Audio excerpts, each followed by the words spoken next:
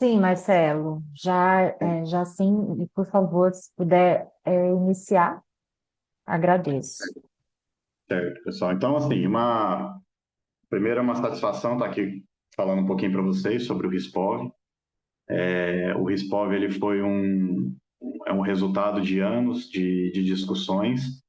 É um sonho realizado em certa parte, porque antes a gente tinha duas áreas distintas dentro do Dipov, né? A área de bebidas e a área de qualidade vegetal.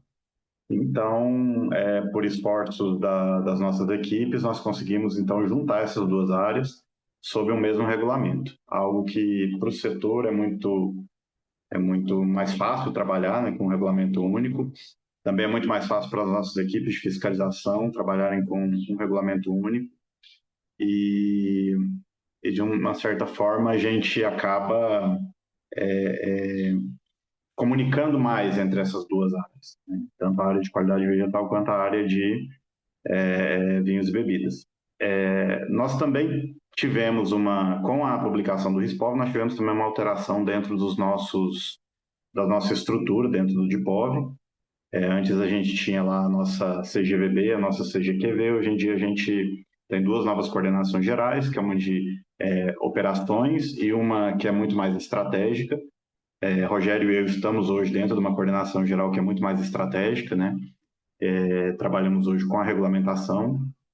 Eu mudei, eu estava na fiscalização, agora estou na regulamentação, então o Rogério já estava na regulamentação, então a gente está aí unindo nossos esforços também para a gente construir, a partir dessa publicação do RISPOV, toda uma nova forma de trabalho, né? O RISPOV é um guarda-chuva, então muita coisa a gente vai ter que trabalhar agora embaixo desse guarda-chuva para que a gente possa operacionalizar de fato e que ele tenha plenas condições, né? Esse regulamento tenha plenas condições de promover tudo aquilo a que ele se propõe.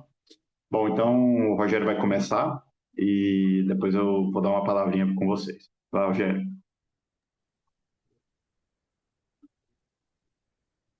Olá pessoal, bom dia. Eu acredito que eu estou com problema na câmera. Já tem um tempinho, Andressa, acho que vocês não me veem, né? Eu não Não, mas consigo. estamos te ouvindo bem.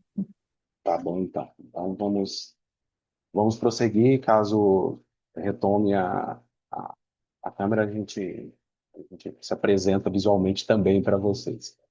Então, mais uma vez, pessoal, bom dia. Meu nome é Rogério Cunha. Eu sou auditor fiscal do Ministério da Agricultura. Antes da reestruturação do DIPOV, como o Marcelo acabou de comentar, eu estava lotado na Coordenação Geral de Vinhos e Bebidas. E agora, com essa reestruturação, eu estou como chefe do Serviço de Harmonização Normativa, que está vinculado diretamente à coordenação de ordenamento de produtos de origem vegetal, que é coordenada pelo Marcelo, que está vinculada à coordenação geral de gerenciamento e estratégia, que tem como coordenadora geral a Karina, que por sua vez está ligada ao DIPOV, que temos como diretor o Hugo Caruso. Eu vou compartilhar com vocês uma apresentação que nós programamos.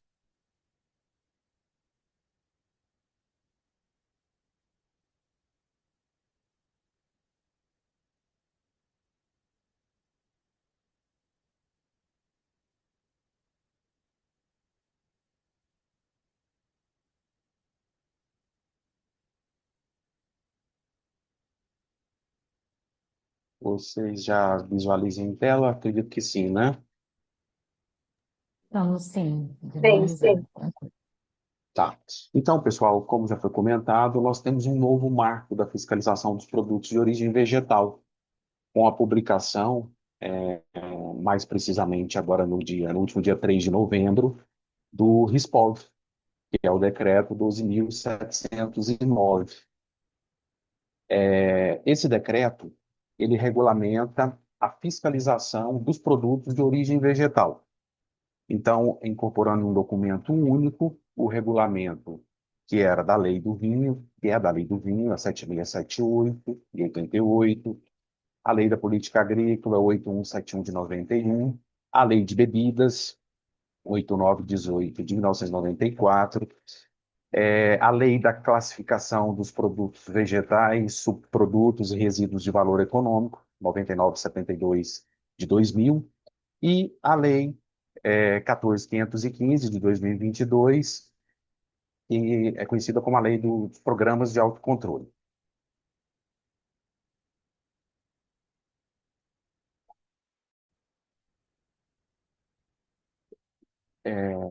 Essa consolidação normativa, ela revogou 10 decretos. Então, consolidou em um documento único esses decretos anteriores, promovendo uma melhor segurança jurídica e eficiência administrativa.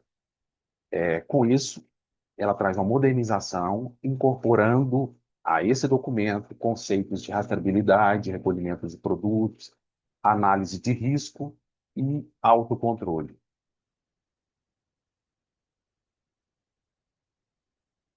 Foi interrompida a apresentação? Sumiu aqui para mim, ou vocês... Estamos visualizando a apresentação, só que ficou um pouco ruim o áudio.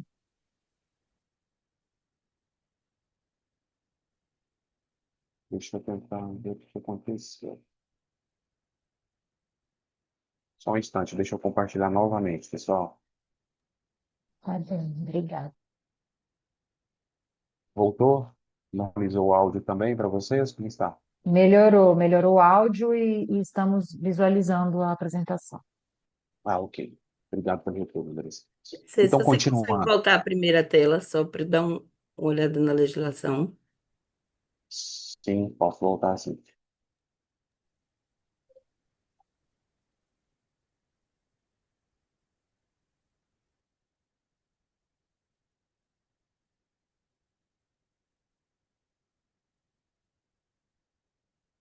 Ah, ótimo, obrigada. Pode continuar. Travou aqui para mim. Tá. Já aparece para vocês a tela que a gente estava comentando, não é isso? O segundo slide? Isso. Sim, segundo slide. Tá, continuando. Então, isso gerou, essa publicação, uma integração federativa, com fortalecimento do CISB-POB, o que permite a adesão voluntária de estados e municípios. Também traz um incentivo à conformidade, onde regulamenta o programa de incentivo à conformidade, que estimula boas práticas e permite a regularização preventiva de não conformidades. Ela amplia a abrangência, como tinha mencionado para vocês, contemplando todos os produtos de origem vegetal, seriam as bebidas, os derivados da uva ou do vinho e os produtos vegetais. Tem uma fiscalização orientada por risco, com foco na identidade, qualidade, inocuidade, conformidade e segurança dos produtos de origem vegetal. Aqui um breve histórico para vocês, com relação à constituição do RISPOV. Então, em 2022, mais precisamente em abril, foi publicado uma portaria em que colocou em consulta pública a revisão do decreto 6871.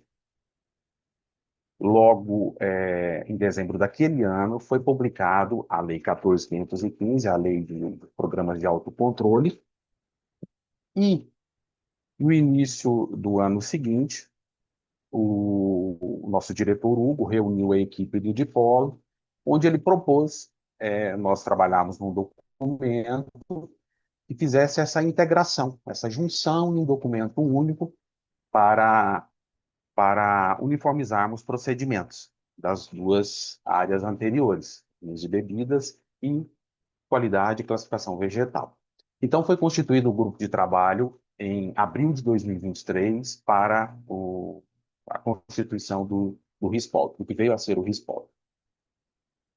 Em fevereiro de 2024, a minuta do RISPOV foi apresentada às câmaras setoriais das cadeias produtivas do MAPA, tendo a versão sendo encaminhada para a consultoria jurídica em junho do mesmo ano, 2024. E, nesse ano, em abril desse ano, foi encaminhada à Casa Civil e tivemos, como eu falei anteriormente, a sua publicação em novembro agora de 2025. O âmbito de fiscalização. Então, o DIPOV trouxe a competência ao Ministério da Agricultura, no que se diz a fiscalização de produtos de origem vegetal, gerir a defesa agropecuária, coordenar e exercer as funções de fiscalização que contemplam atividades de planejamento, monitoramento, vigilância, normatização, cadastro, registro, credenciamento, certificação, ações de controle, supervisão, auditorias e inspeções. São relativas aos agentes da cadeia produtiva de produtos de origem vegetal, aos estabelecimentos, aos produtos de origem vegetais, tanto nacional quanto exportados e importados. Aqui nós vamos falar um pouco da estrutura, de forma geral, do RISPOV. O RISPOV, nós podemos dizer que ele se divide em três partes. Temos uma parte geral, que é comumente aplicável a aos produtos de origem vegetal, e temos uma parte específica em que se aplica às bebidas e outra que se aplica aos produtos da lei da classificação vegetal.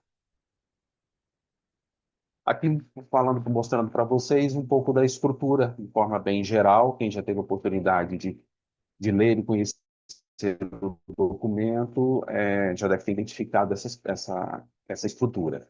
Então, ele é dividido em capítulos.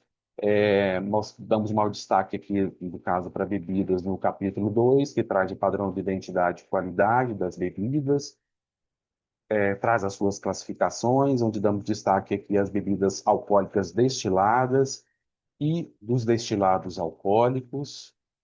Temos também os procedimentos de atos públicos para a liberação de estabelecimento e produtos, vamos falar um pouco mais à frente, que são os registros.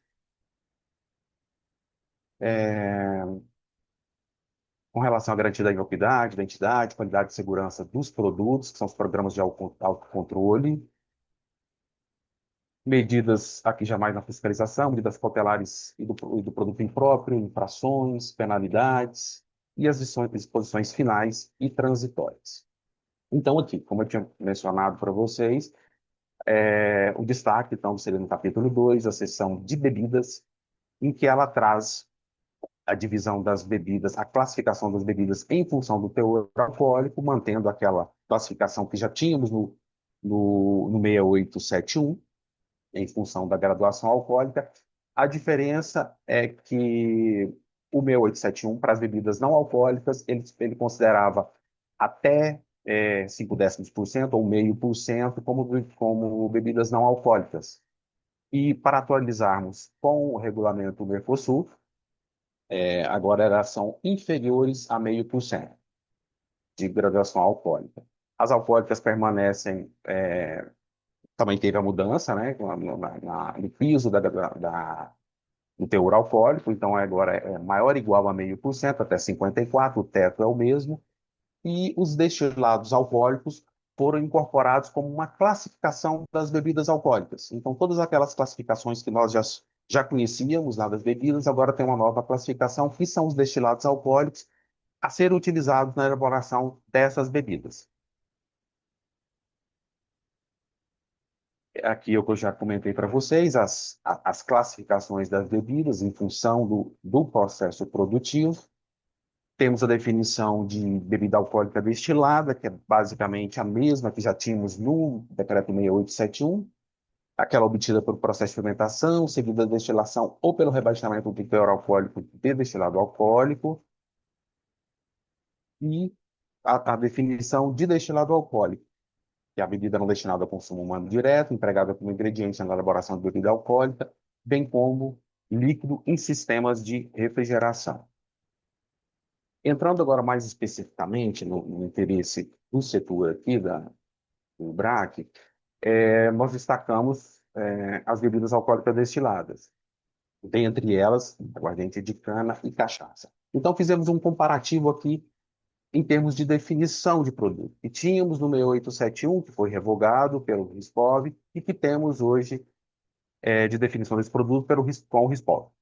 Basicamente, como vocês podem perceber, é a mesma definição, é o mesmo produto. Foi apenas suprimido essa questão da possibilidade de adição de açúcar, mas isso consta na norma infralegal da mesma forma. Agora temos a definição de cachaça. Aqui estava no 6871 e aqui temos no RISPOL. Aqui nós podemos observar uma diferença.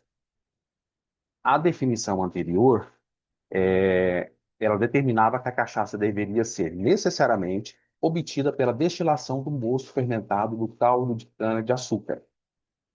Já a atual definição estabelecida no RISPOV não traz essa exigência, essa restrição.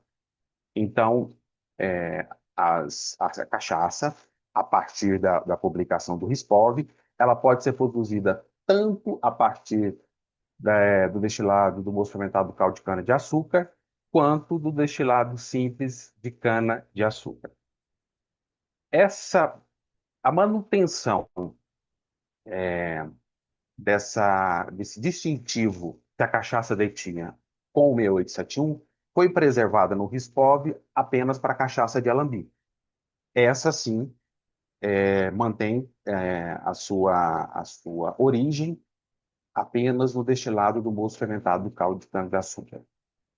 Eu trouxe aqui também para vocês a definição da cachaça de alambique também que consta na portaria 539, que provavelmente todos conhecem, de 2022, que trata do pique da aguardente de cana e da cachaça. Então, não há conflito nenhum entre as duas definições para esse produto, então elas se somam. Então, o RISPOV não trouxe nada de praticamente de novidade com relação à definição desse produto. Na sequência, vamos falar um pouco sobre marcação e rotulagem, o nome da sessão. Nós, na bebidas, estamos mais acostumados em falar de rótulo e rotulagem. Marcação é mais utilizada nos produtos da classificação vegetal. É o seguinte, com a publicação do RISPOV, algumas partes textuais relativas à rotulagem não foram contempladas em seu texto, em que podemos citar a definição de rótulo e os dizeres obrigatórios que devem constar na rotulagem de qualquer bebida, inclusive cachaça e aguardente de cana. Nós estamos trabalhando com a republicação numa norma infralegal, muito provavelmente numa portaria, dessa definição e desses dizeres que constavam no revogável decreto 6871. O RISPOV traz, no outro ponto, com relação à rotulagem, o reforço de informações que o CDC, o Código de Defesa do Consumidor, já traz, onde fala que a rotulagem tem que ser de fácil visualização, legível, difícil remoção, assegurando informações corretas, claras, precisas, completas, ostensivas e em língua portuguesa. Na sequência, ele traz algumas vedações na rotulagem, na marca comercial, inclusive se estiver na marca comercial, no formato da embalagem e na forma de exposição ao consumidor, como uma forma de proteção mesmo ao consumidor. Essa redação é muito similar ao que nós tínhamos no parágrafo único do artigo 11 do decreto 6871, com alguns acréscimos, com algumas atualizações, como vocês podem ver, com relação a essa vedação, com relação a expressões, vocábulos, sinais, denominações, entre outros, que possam suscitar dúvidas, induzir a equívoco, erro, confusão ou engano com relação à identidade, composição, classificação, padronização, natureza, origem, ao tipo, à qualidade, ao rendimento ou à forma de consumo da bebida. E também repete o que nós tínhamos no 6871, que é vedado atribuir às bebidas qualidade terapêutica ou medicamentosa. Na sequência, aqui temos uma novidade que o RISPOV traz, que seria, ele institui a possibilidade de criação, numa norma infralegal, de uma expressão, uma representação gráfica para identificação do registro do estabelecimento ou do produto. No caso das bebidas, produto, que é a junção do número do registro de ambos, do estabelecimento produtor e do produto em si, essa representação gráfica estampada no rótulo. Contudo, isso vai ser estabelecido com mais detalhes na norma infralegal, possivelmente numa portaria, em que trará os elementos básicos, os formatos, as dimensões, aplicações, Isso basicamente será o que nós já temos há algum tempo na área animal, com relacionado ao CIF. O próximo ponto que nós podemos destacar é também outra inovação do RISPOV, que é a descrição dos produtos de origem vegetal ofertados pela rede mundial de computadores ou por outra, que devem necessariamente trazer as informações obrigatórias previstas na rotulagem, que se encontram estabelecidas aqui no RISPOV e em normas específicas ou de outros órgãos, normas editadas pelo MAPA, infralegal editadas pelo MAPA e editadas por outros órgãos. Aqui eu vou falar um pouco com vocês sobre os procedimentos de registro. É só para evidenciar para vocês que o registro das bebidas continuam obrigatórios, tanto do estabelecimento quanto do produto, permanecendo a sua solicitação ao MAPA via sistema CIP-Agro, e que, para tanto, deve permanecer, né, continuar seguindo ao que está estabelecido na Instrução Normativa 72 de 2018, que permanece em vigência. E aqui eu gostaria de destacar para vocês que vocês já devem ter observado no RISPOV, que ele também não traz, em seu corpo textual, a classificação dos estabelecimentos, que seriam produtor, padronizador, envasador, atacadista, importador, exportador. Isso ficará por um ato normativo complementar, onde nós faremos essa inserção. Gostaria só de destacar mais um ponto sobre rotulagem, que eu tinha esquecido no slide anterior, é que vocês, como mencionei, nós temos hoje a não previsão desses dizeres obrigatórios no RISPOV, mas nós temos normas que são aplicáveis e que as bebidas, nas quais podemos citar o Decreto-Lei 986 de 69, que é um decreto para alimentos e também aplicável às bebidas, traz uma parte de rotulagem, deve ser seguido, assim como nós utilizamos de forma subsidiária uma resolução da Anvisa, que trata da rotulagem de alimentos embalados, que é a 727 de 2022. O que eu tinha para apresentar para vocês seria essa parte. Agora, na sequência, o Marcelo vai continuar falando com vocês sobre os programas de autocontrole e sobre fiscalização. Rogério, eu queria só te pedir um favor, se você puder passar os slides para mim, porque eu estou pelo celular. Claro, tranquilo, Marcelo. Posso sim, fica à vontade. Beleza. Então, pessoal, só retomando a minha fala inicial, eu fui logo direto ao pote e não me apresentei. Para quem não me conhece, meu nome é Marcelo Mota, eu sou auditor fiscal federal agropecuário também, né? Eu comecei trabalhando em Goiânia e fiscalizei o estado de Goiás durante algum tempo, depois eu fui para Brasília, fui chefe da divisão de regulamentação primeiro, depois eu retornei para Goiânia e em 2022 eu voltei para Brasília para chefiar a coordenação de fiscalização de vinhos e bebidas e até o início do mês de novembro, né? Aliás, até o fim do mês de outubro, que aí no início do mês de novembro eu fui então nomeado para chefiar a coordenação de ordenamento de produtos de origem vegetal. Então, Rogério e eu estamos trabalhando aí junto com a nossa equipe, para que a gente possa, então, normatizar tudo aquilo que vem em decorrência do RISPOV, que são assuntos de grande importância e relevância e que precisam ter a sua respectiva regulamentação implementada. Então, a gente vai ter bastante trabalho, como vocês podem notar, né? Lembrando que a gente agora não vai trabalhar só com vinhos e bebidas, a gente vai trabalhar também com os farináceos, com os óleos, com os resíduos de valor econômico, com as fibras, né? Algodão, sisal, enfim, um monte de produtos. Então a gente vai ter uma agenda regulatória bem movimentada durante os próximos anos. A gente espera que consigamos regulamentar tudo, mas é claro, isso vai levar tempo, até porque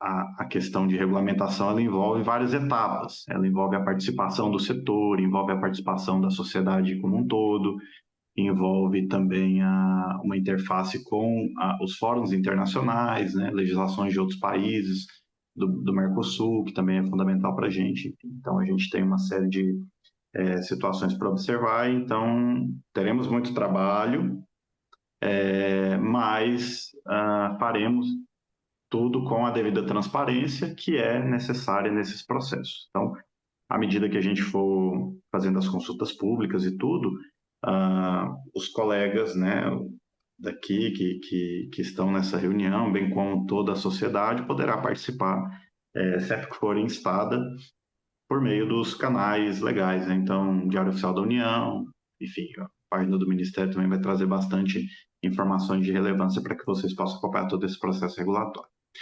Então, pessoal, vou falar para vocês aqui um pouquinho dos programas de autocontrole. Aqui, se você puder... Isso, beleza, Rogério, obrigado. Os programas de autocontrole, eles vêm muito mais ligados àquilo que a gente já fazia, né? Os nossos decretos de bebidas, tanto o 6871 quanto o decreto dos vinhos, eles já traziam essas ferramentas de autocontrole como sendo fundamentais para qualquer estabelecimento que fabrica esses produtos, que elabora esses produtos, mas também veio reforçada pela própria publicação da Lei 14.515 em 2022. Essa lei, ela trouxe, ela é dita como a lei do autocontrole, né? Então ela traz algumas situações, ela traz alguns conceitos que a gente acabou abarcando aqui. Não vai ter muita novidade para vocês que já atuam muito nesse mercado, vocês já estão bem conhecedores, né, desses dispositivos, mas a gente traz aqui. Para algumas cadeias, por exemplo, da classificação, isso acaba sendo uma novidade, né, alguns pontos desses do autocontrole, mas é interessante sempre a gente reforçar essa necessidade de atendimento às ferramentas constantes no programa de autocontrole. Então, todos os estabelecimentos que estão vinculados àquelas leis que o Rogério mostrou, né, lá no início, inclusive vocês que estão abarcados ali pela Lei 8.918 de 94, então todos esses estabelecimentos passam a ter a obrigação de implementar programas de autocontrole. Vocês já tinham essa obrigação, né, por força do decreto, mas aquelas outras cadeias que eventualmente não tinham essa obrigação no passado, agora passam a ter também essa mesma exigência. Então, o objetivo desses programas de autocontrole é justamente de assegurar a inocuidade, a identidade, a qualidade, a rastreabilidade e a segurança dos produtos de origem vegetal. Quando a gente fala de segurança, a gente está falando de algo muito maior.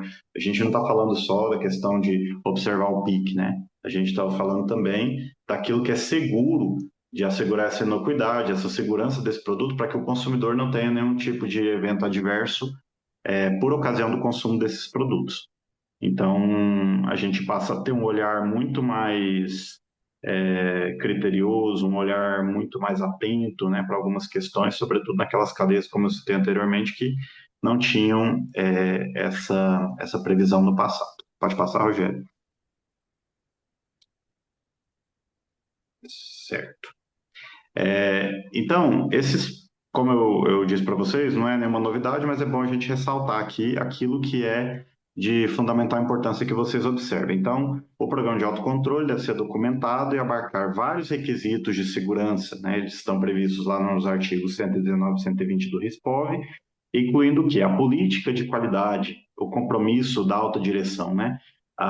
Quando a gente observa, por exemplo, a Instrução Normativa 5 de 2000, a gente vê lá que todos aqueles que atuam na elaboração dos produtos, incluindo a alta direção, devem ter conhecimento de higiene, da matéria higiene sanitária como um todo, né? Das questões envolvidas aos controles, a questão do lixo, o manejo dos resíduos, a questão estrutural. Então, isso é de fundamental importância e é ressaltado aqui também no RISPOV. O programa de autocontrole também deve identificar as boas práticas de fabricação, que são obrigatórias também. Lá no artigo 84 do nosso revogado decreto 6871, a gente já tinha essa determinação. Os estabelecimentos devem ter os registros auditáveis de todo o processo produtivo, tanto da chegada da matéria-prima até a saída do produto final. Aqui é muito importante, pessoal, que vocês observem que não adianta só fazer, né? Aquilo que a gente cobra durante a fiscalização. Não adianta você falar assim, eu fiz o controle de pragas. Tudo bem, mas se você não tem um registro que comprove a realização daquele serviço, não adianta. A auditoria que é feita pelo MAPA, ela trabalha em cima dos documentos que são auditáveis, ou seja, aqueles documentos que a gente pode verificar de fato que foi feita aquela operação, que foi feita aquela atividade, né? E que a gente possa verificar também, por exemplo, a validade, né, daquele, digamos, um certificado de combate a pragas. Tem ali uma validade que aquele certificado, aquele serviço foi feito e que consta nesse certificado. Então, a gente precisa ter em mãos documentos auditáveis. Isso aqui é de fundamental importância para um assunto que eu vou abordar com vocês um pouquinho, acho que nos 2 próximos slides aí, que é sobre as infrações. Vocês têm que ter os procedimentos de monitoramento e ações corretivas, também procedimentos de treinamento de funcionários, controle de amostragem e análises periódicas, né, do autocontrole, ou seja, do controle de qualidade de vocês, não só aquela coleta que o MAPA faz, que encaminha para o laboratório do MAPA, né, o LFDA, para que ele faça análise. Não, vocês têm que ter também a situação do controle de qualidade, então vocês têm que ter esses procedimentos todos previstos ali, tanto do controle da amostragem e também das análises periódicas que vocês realizam. Gerenciamento dos resíduos, né? Plano de recolhimento de produtos em caso de problemas, isso aqui é uma novidade que eu vou abordar também com vocês daqui a pouquinho. Avaliação regular dos riscos físicos, químicos e biológicos presentes na operação e medidas para mitigar esses riscos. Como eu falei para vocês, o objetivo maior é que vocês garantam ao consumidor um produto que seja inócuo, um produto que seja seguro. E quando a gente fala de segurança, a gente está falando fundamentalmente da ausência desses perigos, né, desses riscos físicos, químicos e biológicos que eventualmente nas operações de obtenção do alimento você possa ter ali, né? E se você tiver em limites que são superiores àqueles admitidos, você pode trazer algum risco à saúde do consumidor. Então, vocês têm que avaliar regularmente a ocorrência desses riscos e os meios para que vocês possam mitigar esses riscos de modo a oferecer ao consumidor um produto que seja seguro. Pode passar. Dos programas de autocontrole ainda, a gente tem que pensar muito na abordagem do risco, né?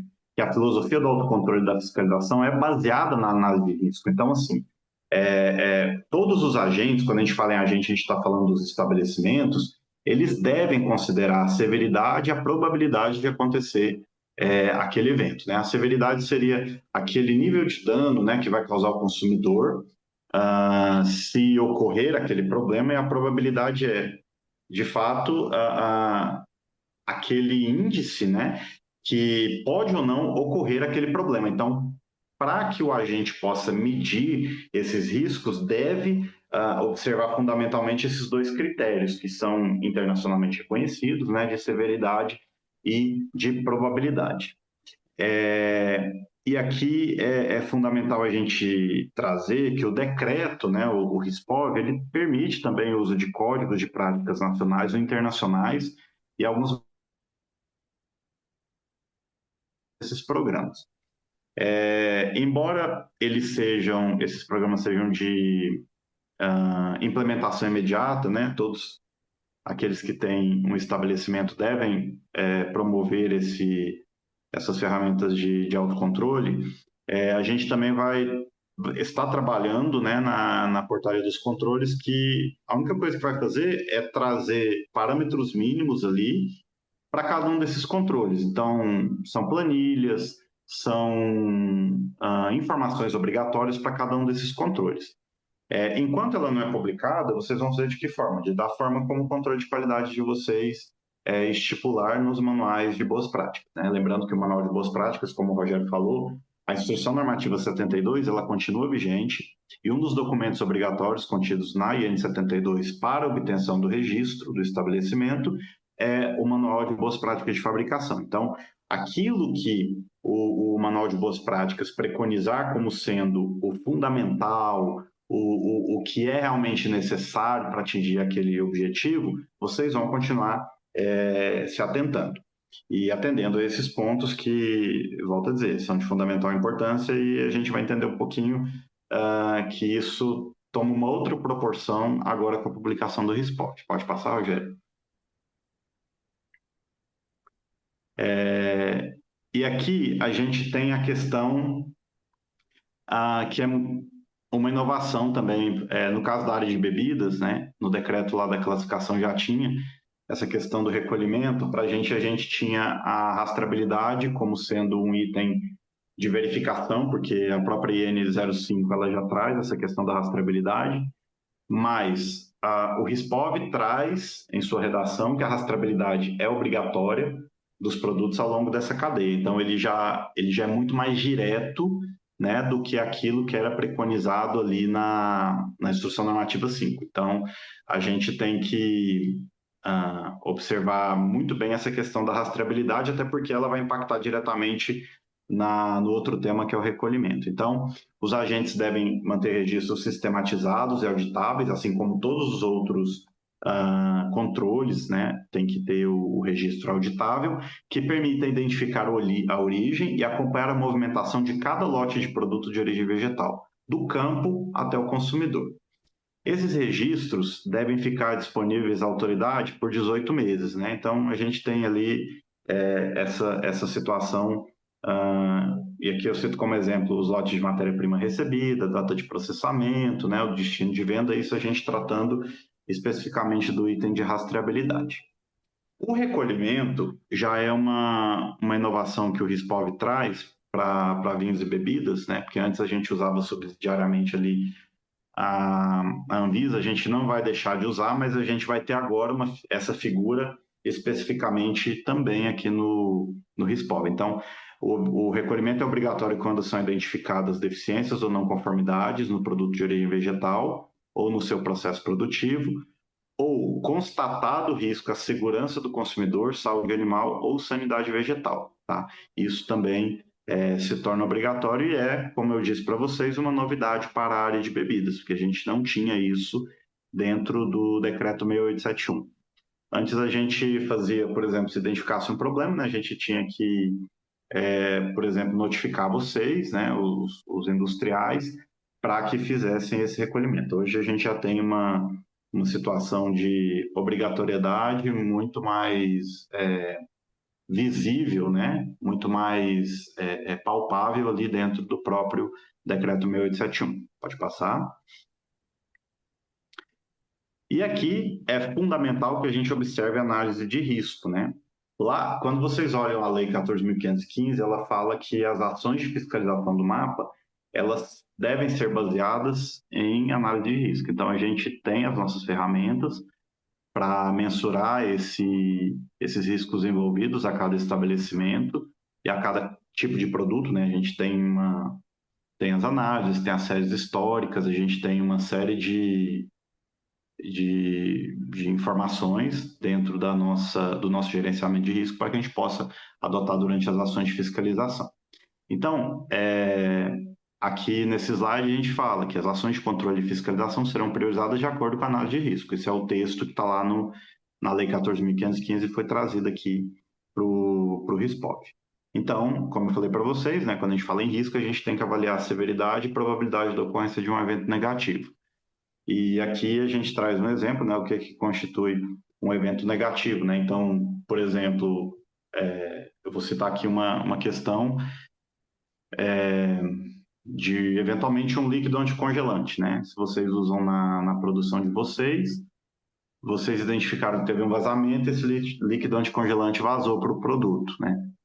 Então, a gente vai começar a avaliar qual é a severidade, ou seja, qual é o efeito adverso que isso pode causar no ser humano, né? E a probabilidade aconteceu, né? Porque a gente já está pegando um exemplo aqui que aconteceu essa situação. Então, a gente vai tomar uma medida. Agora, quando a gente está mensurando a análise do risco, né? Mensurando essa situação, a gente vai pegar esse mesmo exemplo e vai pensar, olha, eu uso aqui um líquido anticongelante, qual que é a probabilidade de acontecer de um furo aqui no meu tanque e na serpentina, que esse líquido vai poder entrar no circuito ali, se misturar com o produto que eu estou elaborando, e o que esse evento pode causar para o ser humano. Então, quando a gente está mensurando esse risco, a gente está trabalhando com fazendo esses exercícios, né, da severidade e da probabilidade de acontecer esse evento adverso. E é muito importante, pessoal, aqui a gente traz uma figura de um livro, né, que foi publicado pelo professor Tondo, que é a identificação de perigos biológicos, químicos e físicos em alimentos de origem vegetal. Esse aqui foi um projeto que foi desenvolvido, esse livro está à disposição, e que traz bastante situações relacionadas aos produtos de origem vegetal. Então, eu recomendo a leitura dessa literatura para que vocês possam obter maiores informações a respeito de riscos, né? De riscos que podem acontecer ali nesse produto. Então, é uma literatura, eu poderia dizer para vocês que seria um livro de cabeceira, né, para todos aqueles que trabalham com os alimentos os produtos de origem vegetal. E o descumprimento desses requisitos de análise de risco estão previstos ali, né? O que consequências advindas da ocorrência de um evento negativo, né? Então, no nosso decreto tem, nos atos normativos complementares que vão vir agora, com a publicação do RISPOF também a gente vai ter essas situações, então temos que observar bastante essa situação da análise de risco que se torna fundamental para vocês, naquilo que eu vou bater de novo na tecla, né, de oferecimento de um produto seguro para o consumidor e para a gente também, porque o Ministério elabora, né, as suas diretrizes para a fiscalização com base nas análises de risco dos dados que a gente possui. Pode passar, Rogério. Eu acho que isso. Então, a gente tem aqui a análise de risco, temos a comunicação do risco, né, que o Ministério da Agricultura, isso é trazido agora também, que o mapa é responsável por publicar alertas informativos, com o propósito de garantir ampla comunicação, tanto aos agentes da cadeia quanto à sociedade em geral. Essas publicações do risco associado é acionada quando eles são identificados com alta severidade ou alta probabilidade de ocorrência, né? E aqui a gente traz algo que é também internacionalmente reconhecido, né? Que são esses conteúdos da comunicação de risco. Então, a gente, quando publica uma comunicação de risco, a gente vai trazer as orientações para mitigação dos riscos, né? Vai ter também essa atualização sobre as alterações normativas, informações sobre procedimentos e detalhes sobre as medidas emergenciais adotadas. Pode passar. E aqui eu trago para vocês algumas situações também que são de fundamental importância para vocês, sobretudo quem de fato elabora os produtos, né? Me parece que tem consultores aqui também, ou RTs também, né? Que são diretamente interessados nessa matéria, mas aqui a gente tem capítulos que são de fundamental importância que vocês entendam. Então, o capítulo 8 trata das infrações e penalidades, e é importante a gente dizer que as infrações dos decretos anteriores, né, então as infrações constantes ali, por exemplo, no decreto 6871, elas continuam aqui no RISPOV. Mas essas infrações, elas foram ampliadas. Então, ganha um peso muito maior, como a gente está falando aqui de autocontrole, a gente está falando dessas ferramentas de boas práticas, né?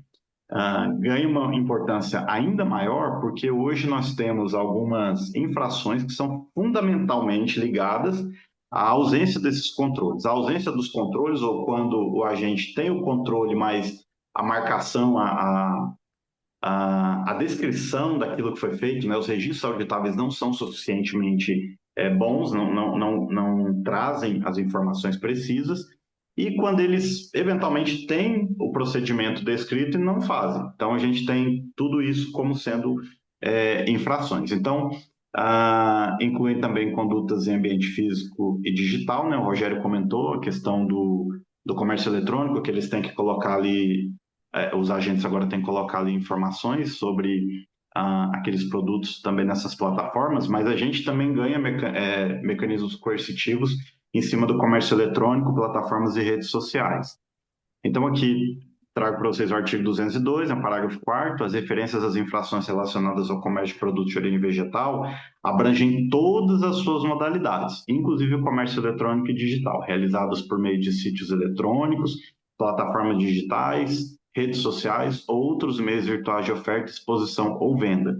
Então, assim, aquilo que a gente fazia até a vigência do decreto 6871, por exemplo, que era ir lá no comércio, né, olhar os produtos, não. Hoje a gente vai ter um olhar também para aquilo que a modernidade trouxe para a gente, que são as vendas online, que são as plataformas,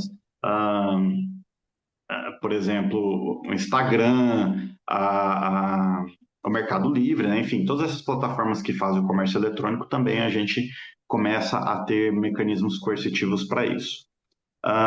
Então, esses dispositivos eles são atualizados e harmonizados com a Lei 14.515, né, que é a do autocontrole. E essa lei, ela traz ali, gente, algumas situações também que infrações de natureza leve, por exemplo, são passíveis de saneamento em alguns prazos, a gente pode conceder um prazo sem a necessidade de autuação, né? Então, é até um dos pontos que a gente teve que trabalhar muito no nosso regulamento foi de pegar todas essas infrações e dividi-las dentro daquelas naturezas que estavam previstas ali no RISPOV. Então, você tem as infrações de natureza leve e as leves ou moderadas também são passíveis de saneamento sem autuação, né? Aí é uma questão do programa de incentivo, eu não vou entrar muito em detalhes nesse programa de incentivo, porque ele ainda está embrionário, né?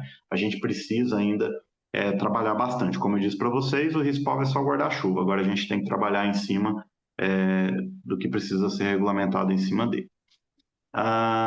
E as penalidades agora elas são estruturadas por grau de risco e reincidência. Então, a gente tem que observar a natureza da infração, os antecedentes do infrator, as circunstâncias atenuantes e agravantes e também a classificação do agente infrator. Quando vocês pegam ali a Lei 14.515, tem uma matriz, assim, lá como anexo, que traz as penalidades pecuniárias, né, as multas. Então, vocês vão ver lá que essas multas elas são dadas em função do porte do agente, né, dessa classificação que ele tem. Então, se é MEI, se é pessoa física, se é microempresa, vai ter uma gradação ali dessa penalidade de multa versus a natureza dessa infração, se ela é leve, se ela é grave, se ela é gravíssima, se ela é moderada, né? Então, tudo isso passa a ser considerado para fins de sanção dos estabelecimentos que eventualmente tiverem algum tipo de conduta considerada como infração. Pode passar, Rogério? Então, aqui no capítulo 8 ainda, a gente tem as categorias, né? O artigo 203 traz as infrações leves, que são irregularidades formais e sanáveis, é questão de documentação, de arquivos, de cadastros, né? Alterações estruturais sem impacto ali, que não venham a causar, por exemplo, problemas à segurança do produto. As moderadas estão no artigo 204, e elas tratam muito mais das falhas de controle, atualização cadastral, rótulos, protocolos privados, formação técnica. As graves estão no artigo 205, que trazem riscos à conformidade e segurança, né? Então, assim, aí a gente já começa a ter o peso da ocorrência dessas infrações acaba sendo maior, porque você tem ausência de rastreabilidade, documentação falsa, produtos irregulares, condições inadequadas, irregularidades também que o RT eventualmente cometa, e as infrações gravíssimas, que estão lá no artigo 206, que é relacionada à falta de registro, à fraude desses produtos, o produto impróprio para o consumo, obstrução fiscal, ausência de autocontrole, recolhimento não realizado e também, eventualmente, quando vocês descumprem alguma medida cautelar, né? Nós temos 3 medidas cautelares, 2 aplicáveis aos produtos nacionais, no caso, você tem a apreensão e você tem também a suspensão temporária das atividades, né?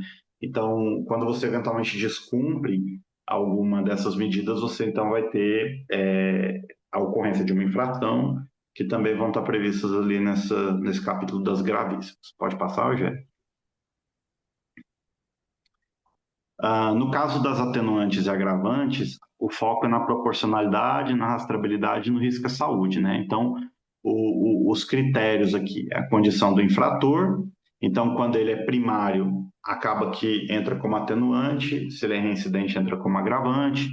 Se ela for cometida acidentalmente, essa infração entra como atenuante. Se houver dolo, má-fé, abuso, aí já cai ali nas agravantes.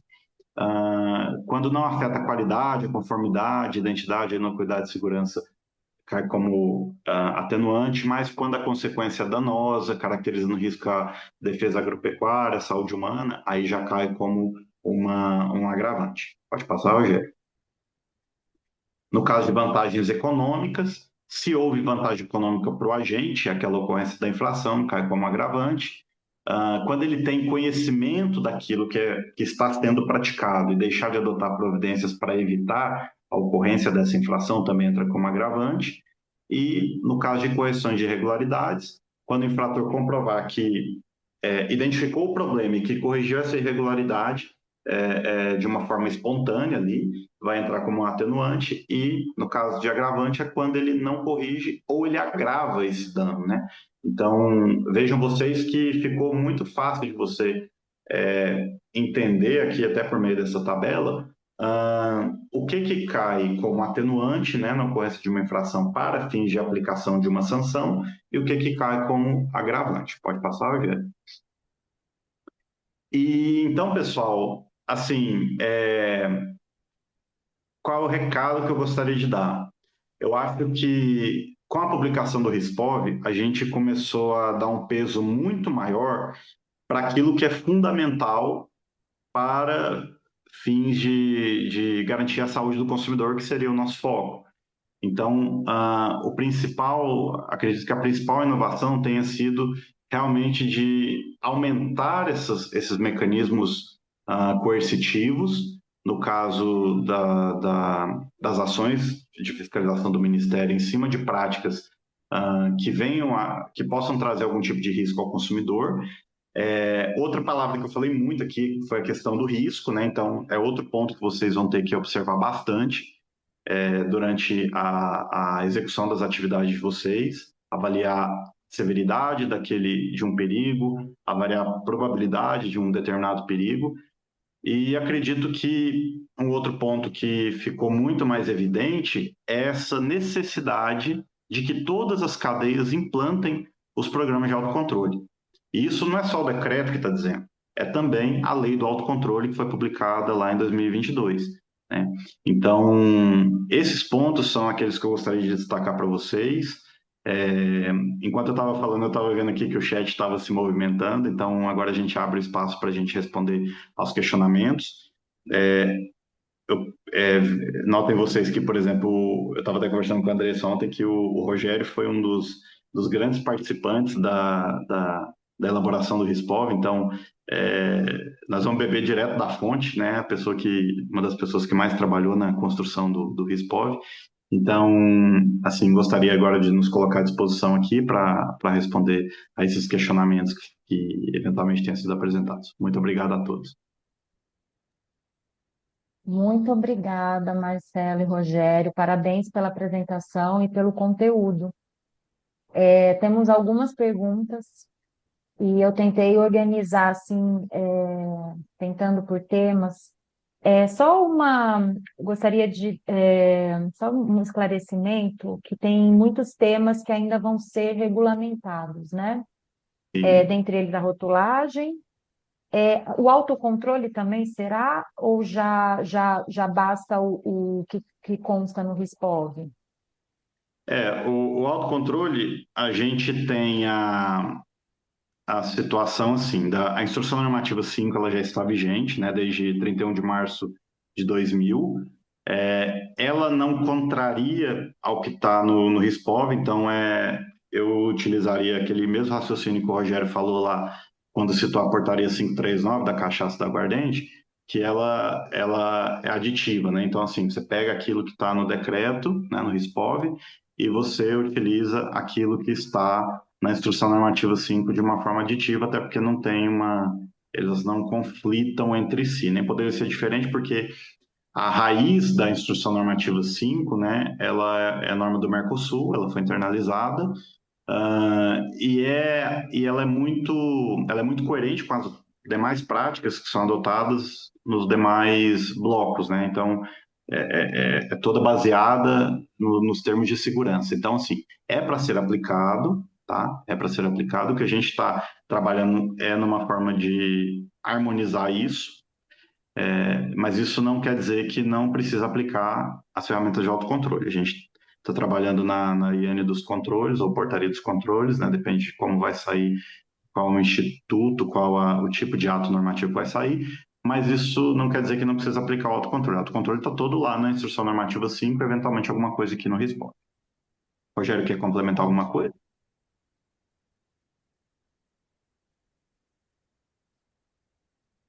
Não, Acho- Marcelo, com relação a isso, eu acho que é isso mesmo, eu não teria que complementar, não, sobre esse assunto.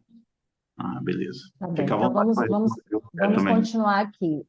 Só deixar, esclarecer aqui, o material vai ser disponibilizado posteriormente ao webinar, então fiquem tranquilos que vocês vão receber o material, tanto a gravação como o PowerPoint, né, os slides.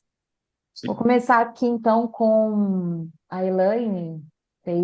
Ela fez 3 perguntas, eu acabei fazendo uma organização aqui em relação aos mesmos temas.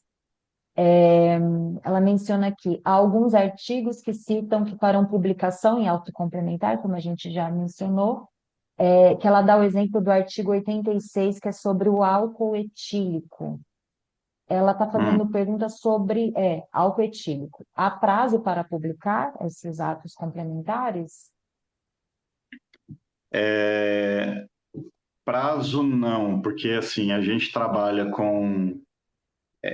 Só para vocês entenderem, né? Tem coisa que, com a publicação do RISPOV, acabou sendo suprimido. Então, que estava nos decretos anteriores, né? Por exemplo, padrão de licor, muita coisa estava lá no decreto 6871, a gente está trazendo aqui para uma nova portaria. Nós vamos trazer esses conceitos que estavam lá, né? Para a gente não ter um vácuo legal. Mas, posteriormente a esse trabalho, a gente vai trabalhar dentro da agenda regulatória. Então, depende do que a gente vai estabelecer ali de ordem para análise desses casos. Então, prazo, é difícil a gente falar em prazo, tá?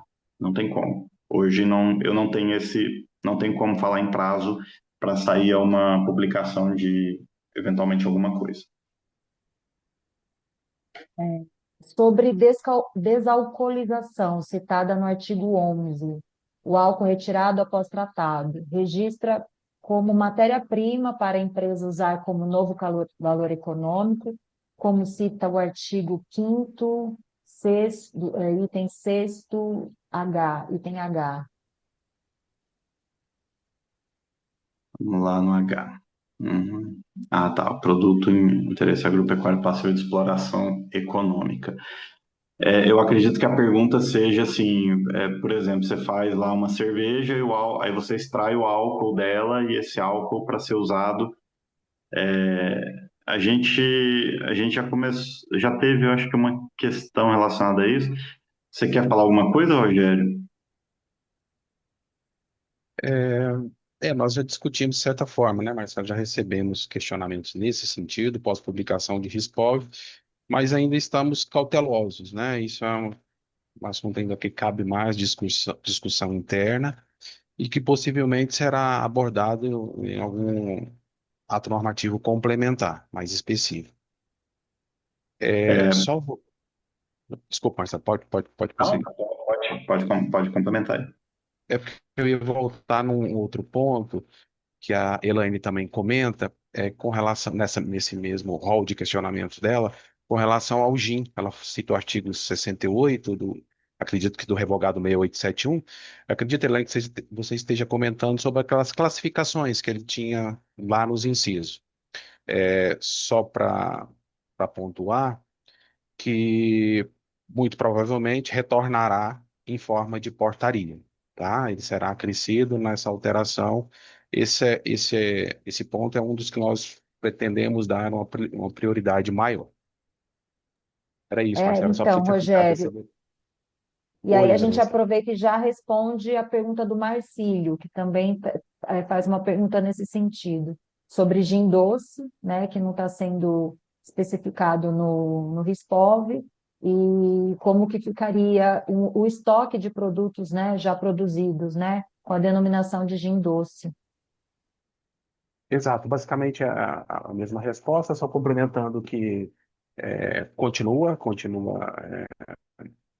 valendo até que tenha alguma situação em contrária, mas a nossa ideia é que permaneça com essas classificações, inclusive Gin 12. Essas partes que foram suprimidas, como o Marcelo comentou, do RISPOV, não foram, que estavam no revogado 6871, que não foram contempladas no RISPOV, nós estamos com a intenção de trazê-las para uma instrução, para uma portaria o mais breve possível, para tentar tirar esse vácuo normativo que se encontra, certo? Para algumas partes textuais. Pois Ah, não, então, é, esse vácuo normativo pode, então, podemos deixar os produtores mais tranquilos em relação a esse vácuo normativo. Eles não vão ser penalizados pelo fato de ter sido revogado o decreto 6871, publicado o RISPOV, mas não sendo contemplado essas denominações. É isso? é isso, não tem esse prejuízo nesse momento. Correto, Marcelo? Alguma observação? Correto? Não, eu só queria complementar o seguinte, porque assim, isso foi identificado logo que saiu a publicação do RISPOV, então assim, a gente está trabalhando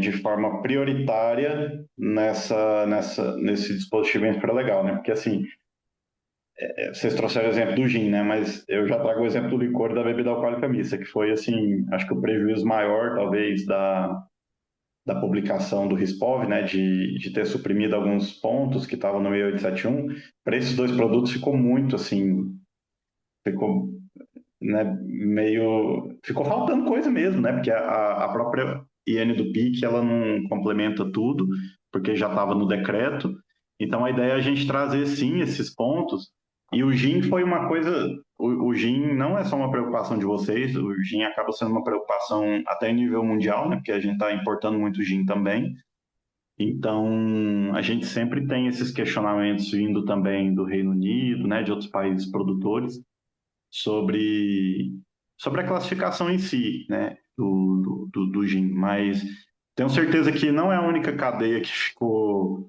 assim com esse vácuo, porque realmente foi tirada muita coisa na publicação do RISPOV, né, do que estava antigamente no decreto 6871.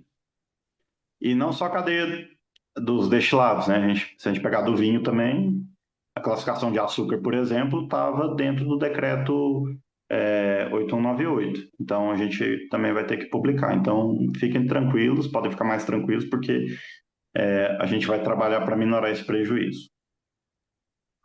E aí acabou respondendo já a pergunta da Sueli, que fez uma questão sobre o coquetel composto, que não está contemplado, né? E vocês já responderam. A próxima pergunta é do Marcílio, sobre rotulagem. Como proceder nos novos rótulos enquanto não sair ato normativo sobre a representação gráfica do estabelecimento. Ah, pode Especificamente, responder, Rogério, mas eu acho que ele deve estar se referindo lá ao símbolo, né? exato. É o que eu entendi também pela pergunta, Marcelo. É isso aí. Se for com relação a isso, Marcelo, isso será também detalhado em ato normativo complementar, e inclusive o RISPOV traz um prazo específico para essa adequação. Ele traz um prazo de 90 dias até 90 dias após a sua publicação. Não, perdão. 90 dias após a sua publicação para ele entrar em efeito. Caso uma norma infralegal for publicada nesse período, nesse intervalo, certo? Então, a princípio, não há modificação nenhuma nesse sentido. Em outro ponto do RISPOV, mais lá para o final, vou tentar localizar aqui para informar especificamente, ele fala que enquanto não ocorrer essa publicação, esse desenvolvimento dessa portaria, provavelmente que traga essa questão dessa representação gráfica, permanece normalmente sendo informado na rotulagem o registro na forma como sempre foi, certo? Estabelecido pelas normas atuais. Seria nesse sentido, Andressa. Você vê que a gente está trazendo muita, viu, Andressa? A gente está trazendo muita conforto, né? Para algumas inquietações do pessoal. Com certeza. A próxima pergunta do Guilherme é sobre rotulagem também, e é uma pergunta mais detalhista da rotulagem. Existe a obrigatoriedade de constar endereço em produzido e envasado, distribuído e comercializado, ou podemos colocar apenas nome CNPJ do local, sem endereço, mais número do mapa? Ele é novo na área, então ele faz uma pergunta mais detalhada, né, sobre rotulagem. Eu não sei se isso consta já no Riscov, esse detalhe É, de rotulagem. esse detalhe não consta, Andressa, como eu tinha mencionado, foi suprimido, constava no 6871, foi suprimido, nós estamos trabalhando para trazê-lo numa norma infralegal, numa portaria.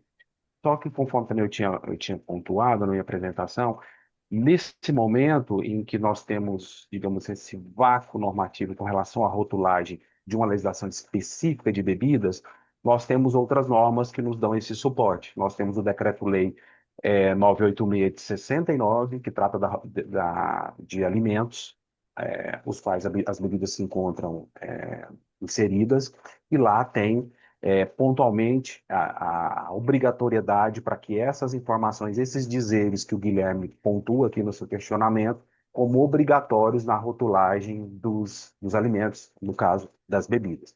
Então, nesse momento, podemos ancorar por lá e também temos a resolução 727, de 22 da Anvisa, que trata para alimentos de forma geral, inclusive para bebidas, e que podemos utilizá-la de forma subsidiária também. E é nesse momento que nós não temos uma específica para bebidas. Lá também traz essas exigências expressas para serem apostas nas rotulagens desses produtos. É importante mencionar, né, Rogério, sobre o cartilhão, né, que ali pode ser uma bíblia, né, da área de bebidas, né, eu acho que seria interessante mencionar, inclusive, tem uma pergunta, né, sobre o conteúdo do cartilhão de bebidas, né, que é da Elaine, que ela menciona, né, que ajuda muito na rotina regulatória e se continua vigente, né, diante das classificações de gin, licor e outros citados, e não está no decreto 12.709, mas estão no cartilhão. Então, o que que acontece como que eu vou dizer, com esse impasse, né, de estar no cartilhão, mas não está no 12.709? É, a resposta é mais ou menos no sentido que foi dada há pouco sobre o gin doce. Realmente essas partes ficaram nesse, digamos, nesse vácuo, né, nesse ato normativo, e repetindo, estamos trabalhando e dando prioridade para restabelecermos oficialmente essas classificações desses produtos, mas como o Marcelo comentou, podem ser continuar a ser utilizadas normalmente, até que se tenha essa publicação, essa efetivação novamente, desde que não haja conflito com o estabelecido no decreto, no RISPOD. Mas para esses pontos que a Elaine menciona, não há esse conflito, né? Então, aí falando de cartilhão de uma forma mais ampla, ainda não foi atualizado, nós não tivemos tempo, é mais recente, né, a publicação do RISPOD, estamos com várias frentes de trabalho, colegas que tiveram férias nesse período, então não tivemos ainda tempo para nos dedicarmos à atualização do RISPOD, do cartilhão, Do desculpa. cartilhão. Mas então, assim, falando do cartilhão como um todo, o que está lá e que não contraria, que não contraria o, o RISPOD, do decreto 12.709, permaneça utilizando normalmente. O que contrariar não deve ser utilizado, já foi revogado automaticamente e não cabe mais o seu uso. Próxima é da Ana Marta. Os estabelecimentos produtores de cachaça que já tinham alguma notificação ou infração começaram a receber solicitação de declaração de porte. Todos os autos, ainda com possibilidade de defesa, serão revisados? A eventual multa antiga também será baseada nesse porte? Ó, isso aí é um assunto que não é tratado aqui pela nossa coordenação, porque ficou lá no operacional, né? Mas aquilo que ainda tem possibilidade de defesa não muda. Se ainda está em fase de defesa, não tem defesa ou recurso, né? Isso não muda, não tem como mudar. Não é a implantação do RISPOV que vai mudar isso. Mas atendam, o que eu posso dizer atendam a essa notificação para a informação do porte, porque isso vai ser fundamental na determinação da penalidade no caso de multa, né? Seguindo, novamente a Elaine, agora ela traz uma pergunta sobre cerveja sem álcool. Poucas indústrias fazem no Brasil.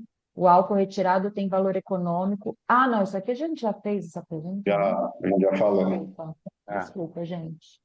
Da Sueli, no caso de recolhimento, tanto o MAPA como a Anvisa deverão ser comunicados? Eu acho que ela está falando da parte, foi no momento do autocontrole? É a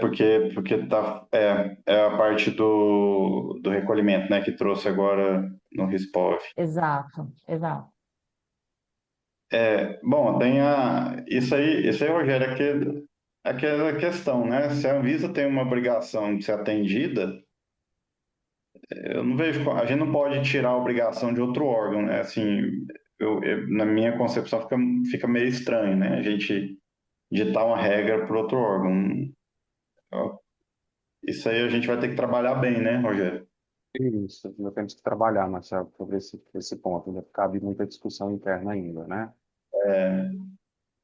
Mas eu vejo que a gente tem que até conversar até com a própria Anvisa, né, para a gente ver como é que vai ficar essa situação. Mas ainda não temos a resposta para esse caso. Pelo menos aqui ainda não temos. Ok.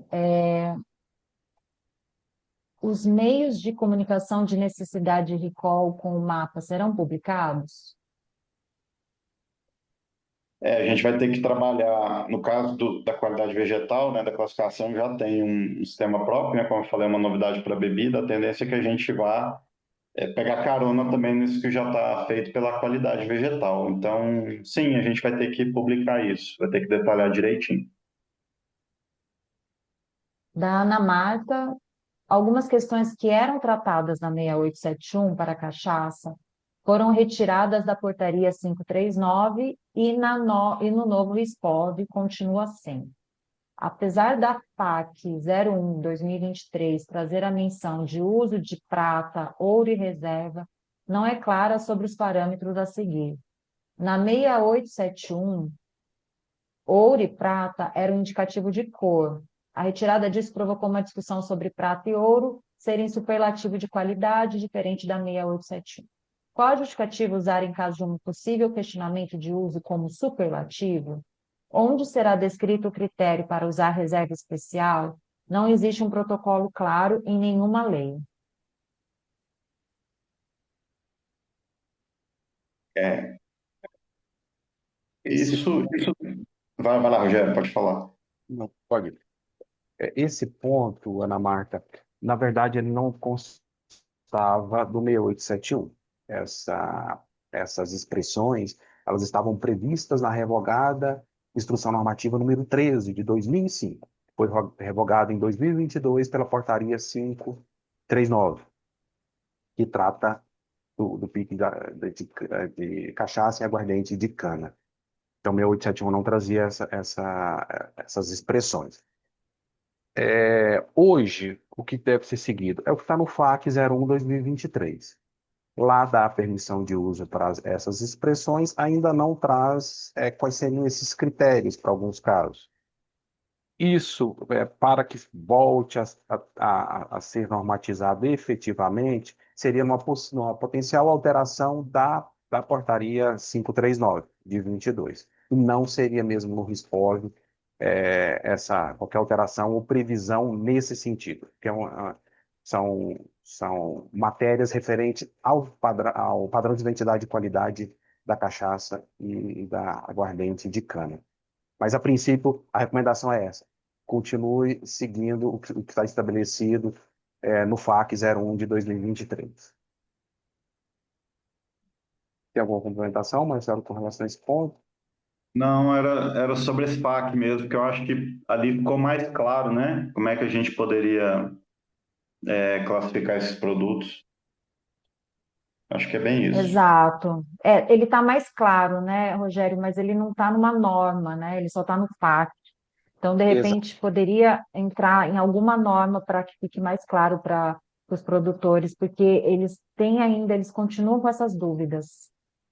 certo. Seria mesmo, Andressa, repetindo, uma potencial alteração da portaria que trata de pique de aguardente de cana e cachaça. Seria nessa nota. Aí seria mais Ótimo. futuro, né? Dentro da agenda regulatória, não estaria numa prioridade maior nesse momento. Por É, enquanto, então, segue o que está no FAQ, não é isso? Exato. Segue o que está no FAQ.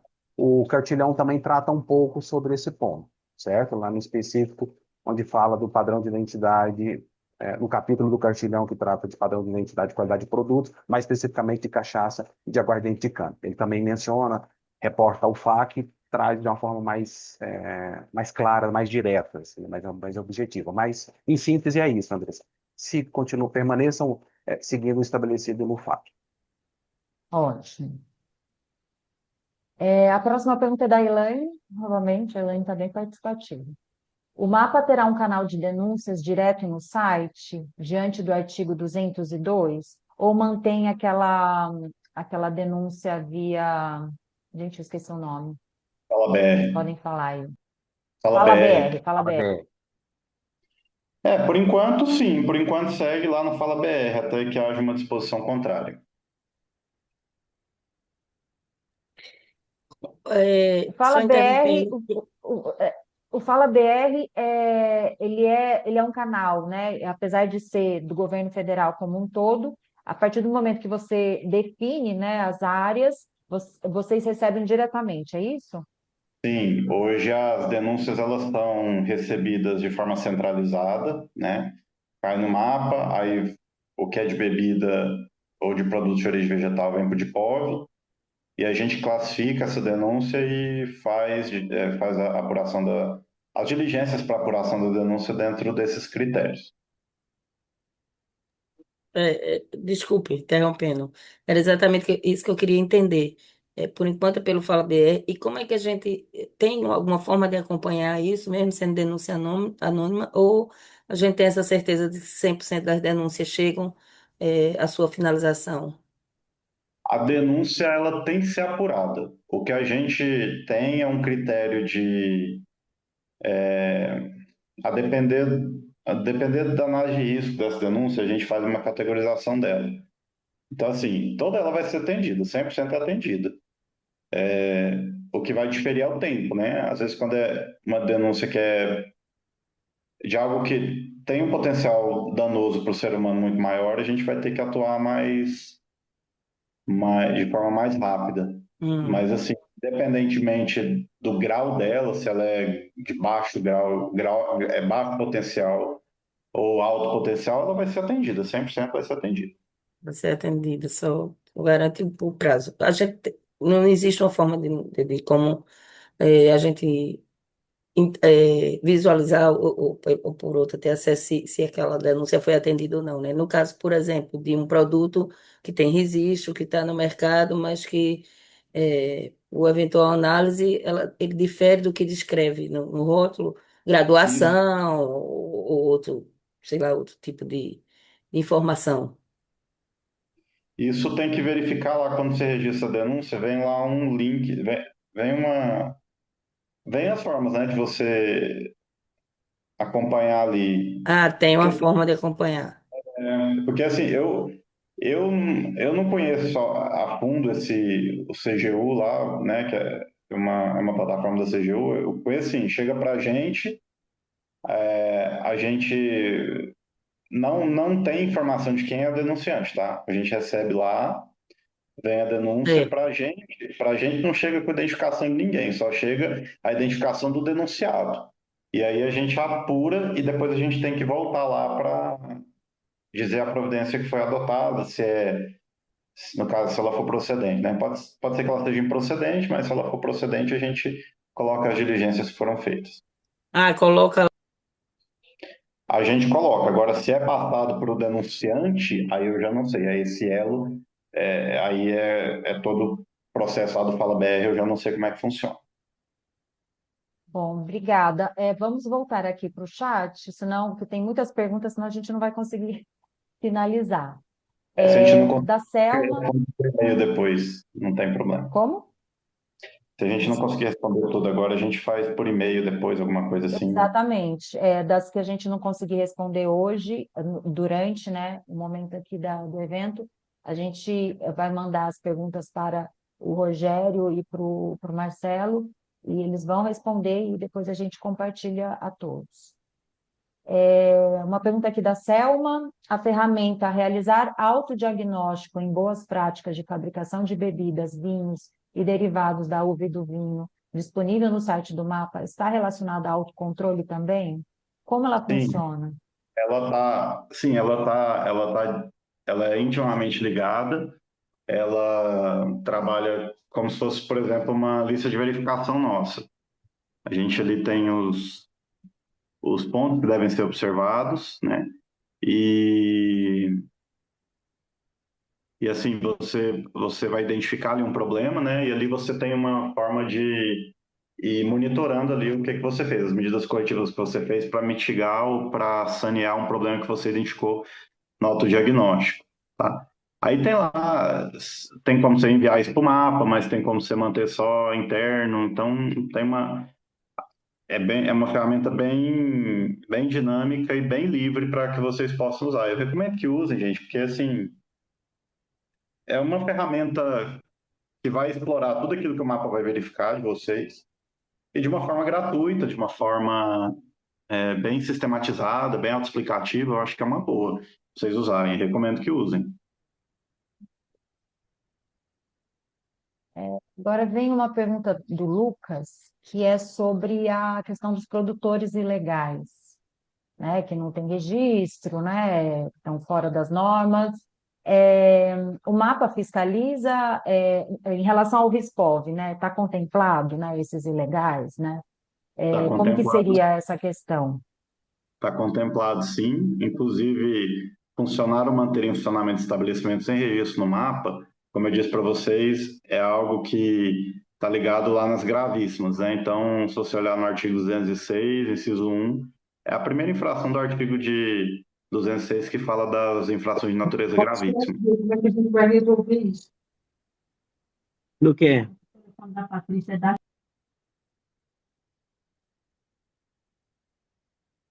A ferramenta que vocês têm é encaminhar a denúncia para a gente vai, como eu falei, a gente vai classificar essa denúncia, vai fazer a averiguação e, se for procedente, a gente vai fazer a autuação com base nesses dispositivos que estão. Bom, aí são vários dispositivos, né? Cada situação é uma situação, mas funcionar ou manter em funcionamento de estabelecimento sem registro é uma infração de natureza gravíssima. Marcelo, na verdade a Pessoal, vamos pergunta. manter só um pouquinho. Ah, quem está falando, Lucas, né? Eu acho que seria bom a gente manter no chat, mas vai, pode complementar. A pergunta, na verdade, se refere se o mapa vai agir por conta própria, independente de denúncia. Você tem um mecanismo para o mapa identificar e agir contra os ilegais. Ou se depende de alguém estar denunciando. Ou seja, se não houver denúncia, os ilegais vão continuar na ilegalidade? Olha, para o mapa chegar no estabelecimento clandestino, pode acontecer da gente estar ali fiscalizando um comércio, por exemplo, e identifica um produto ali que tá sem registro, ou a gente chega num estabelecimento e por acaso a gente chega e encontra. Pode acontecer, pode, mas se você tem como direcionar essa fiscalização para que você faça a averiguação ali de forma a concentrar os esforços, né, os recursos públicos para que a gente vá diretamente no local, é muito mais fácil para a gente poder garantir uma previsibilidade, né? Porque imagina, você vai, sei lá, você vai para uma região aí, vai lá para Salinas, pô, você vai chegar lá, vai ter algumas coisas, né, que são irregulares. Aí até você ficar procurando isso é um negócio que é um pouco contraproducente. A gente vai achar, eventualmente, pode ser que a gente pegue alguém, mas se vier direcionado para que a gente possa ter essa previsibilidade, para a gente poder fazer as ordens de serviço tudo certinha, para poder ir no local, é muito mais fácil, muito mais pontual, né?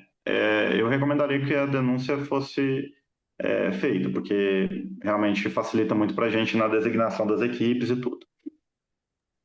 E é importante mencionar, né, que tem outras instituições que fazem também essa fiscalização, né, dos produtores ilegais, né, que é tanto a Defesa Civil como os órgãos de defesa do consumidor, policiais também, a polícia também. Então eles têm feito, principalmente agora, depois da crise do metanol, eles estão mais ativos e mais atentos, né? Então eles trabalham em parceria, né, com o Ministério da Agricultura. E a crise do metanol, assim, foi. Eu participei muito ativamente dela e eu sempre falava que foi um marco, né? Eu acho que foi um marco, assim, muito importante da gente ter uma participação de diversos órgãos nas ações, né? Aprimorar os nossos mecanismos de inteligência e tudo, e para que a gente possa, então, desempenhar um melhor trabalho. Sim, acho que é um marco que a gente precisa desse limão fazer uma limonada, né? Então, a gente tem uma outra visão. A gente pode estreitar assim, essas relações com os outros órgãos também, para que a gente possa fazer um trabalho cada vez melhor. Bom, voltando aqui ao chat, eu vou fazer a última pergunta aqui, tá? Que é relacionada ao Rispov, e depois, então, o restante a gente manda para vocês e compartilha com o pessoal, tá bem? Vamos combinar assim?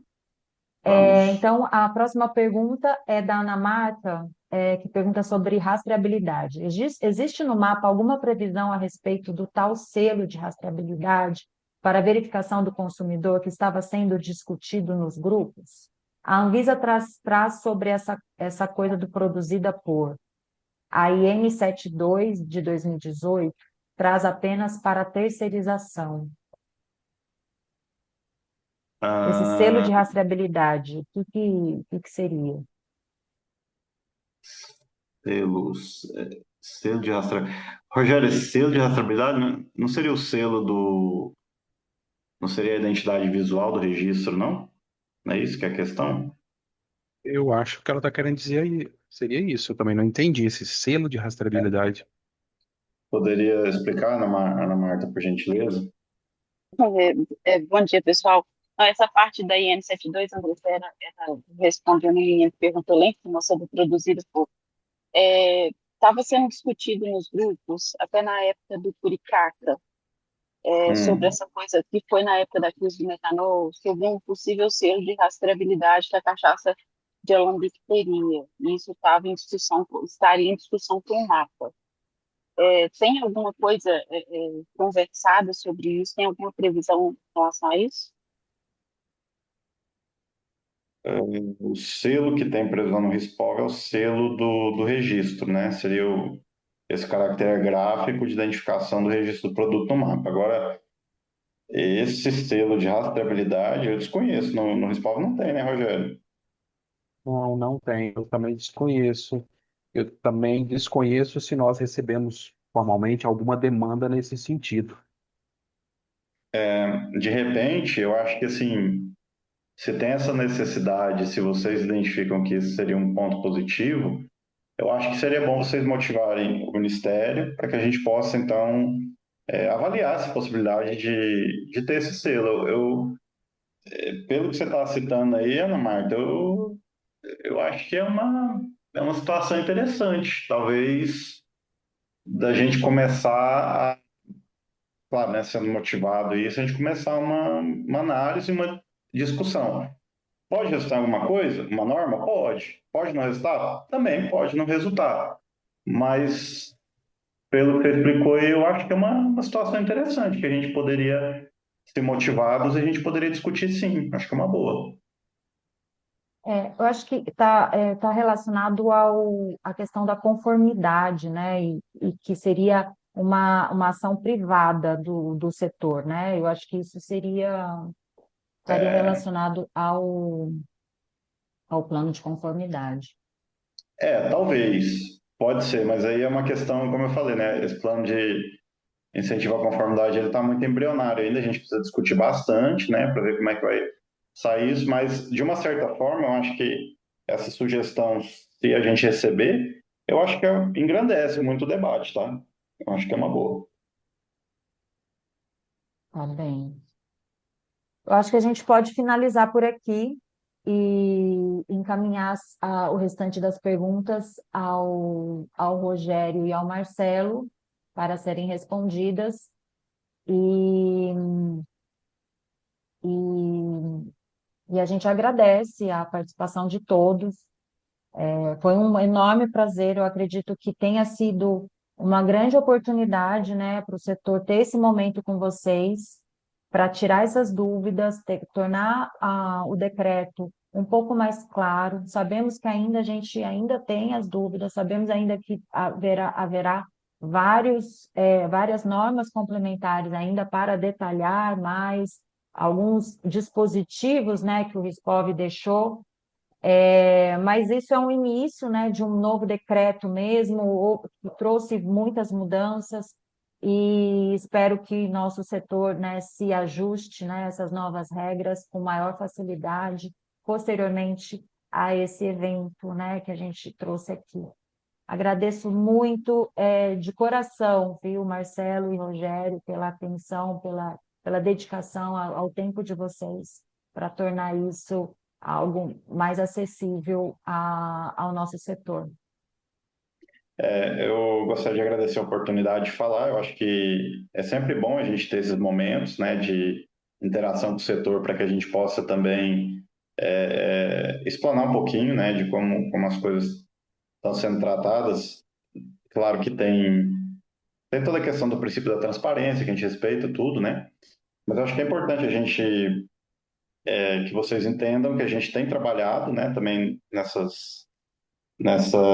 em toda essa regulamentação, que não é pouca. E peço até desculpa, assim, se tem pergunta que não tem como responder agora, gente. Falando na real aqui, não tem como responder. Por quê? Porque depende de regulamentação. E, como você bem disse, Andressa, é o início do Rispov, né? Nós estamos com o Rispov há pouco mais de um mês. Então, assim, é natural que durante esse período a gente tenha que responder para vocês: olha, não temos essa resposta ainda. Isso é fundamental. Não é demérito, não é ruim, é que não tem jeito. Tem coisa que a gente precisa trabalhar na regulamentação. Eu acho que a quantidade de guarda-chuvas que a gente deixou no Rispov dá margem para que a gente possa trabalhar muito, né, nessa regulamentação dele. Eu acho que a gente está começando esse trabalho. Eu também Rogério, você gostaria de gostaria de falar, por favor? agradecer, Andressa. Faço das palavras do Marcelo as minhas e agradeço o convite, me coloco à disposição a todos e gostaria de pedir desculpa pelos esses problemas técnicos que tivemos, mais especificamente ao meu, que não a câmera, desde antes da apresentação, tentando restabelecê-la e não consegui até agora. Então fica aí meu pedido de desculpa e coloco à disposição para o que pudermos, tiver nosso alcance para ajudar. Rogério, acontece nas melhores famílias, então não se preocupe. Obrigada, viu? Obrigada, pessoal. Bom final de semana. E se a gente não se falar mais, não, a gente vai se falar porque a gente vai mandar, né, as perguntas e as respostas, mas boas festas, né, de final de ano. Obrigada, gente. Obrigada. Até Obrigado, mais. pessoal. Obrigado a todos. Boa noite. Bom dia ainda, né? Bom dia. Tchau, Tchau, tchau. tchau. Tchau.